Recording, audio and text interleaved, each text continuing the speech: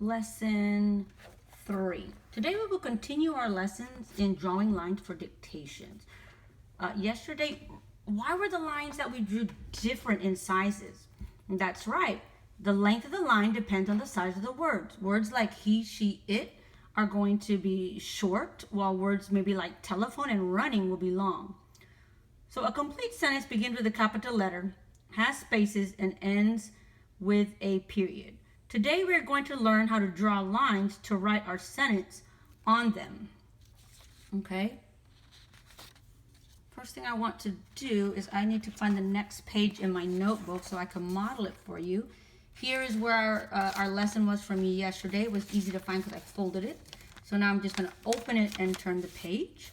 And when I get out my notebook, the first thing I'm going to do is what, boys and girls? That's right. I put the date in the top right corner. Remember, I have it on the board the way you should write it. And then I'm going to go ahead and put a title. I'm just going to, my title for this will just be Lesson 3. And I'm not going to start on this side. I'm just going to put a little mark so I know not to start there. All right, so let's look at this sentence. And remember, we're going to think about the steps in dictation anchor chart that I have posted. And we're going to follow that. So let's look at this sentence. The dog has a loud bark. So the first thing I want to do is we are always going to listen. Listen to the sentence, and we're also going to listen to count the words. Our pencils are down. Only our ears are listening. All right? So let's listen to that sentence again. The dog has a loud bark. All right, now I get to listen and count with my fingers. The dog has a loud bark. Whoa, that has 6. The dog has a loud bark.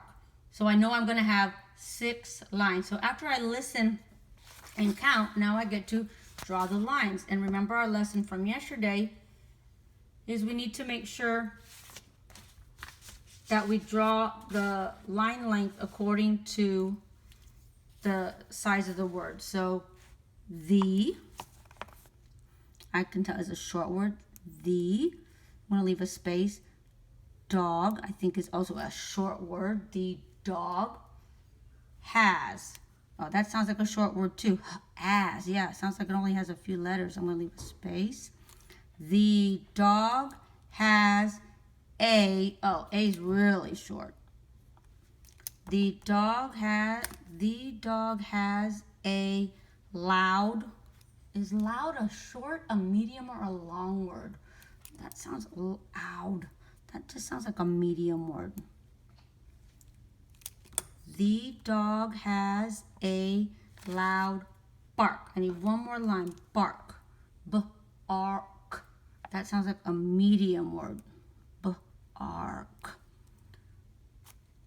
The dog has a loud bark. That's 6. And it comes at that's the end of the sentence. And I know at the end of the sentence, I always end with a punctuation.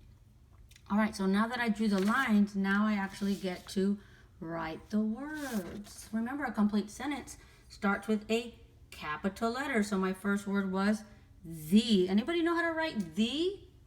Thank you, T-H-E. And because it's the beginning, I need to put a capital T-H-E. The dog, d. That's easy, d.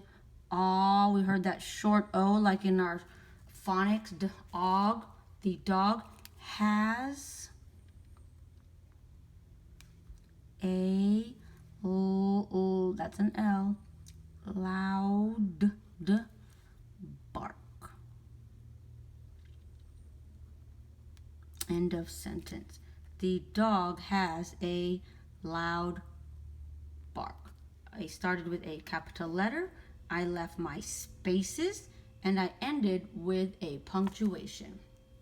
All right, boys and girls. So now you're going to do the exact same thing with a new sentence. So everybody get out your notebook, and you're going to go ahead and write the date in the top right corner. Find that next page. Remember, it should be the one right after your folded one. Right? You're going to find your folded, and you're going to open that one up now. And then you're going to find the next page.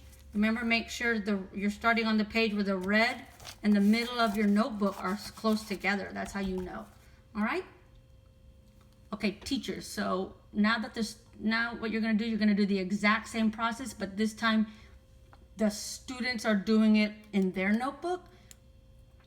You can still continue to model as well if you think it's necessary. It may be, you may have to model exactly like this and then it's just like a copycat, but I would definitely get up and walk around and see who's starting to grasp the concept and things like that.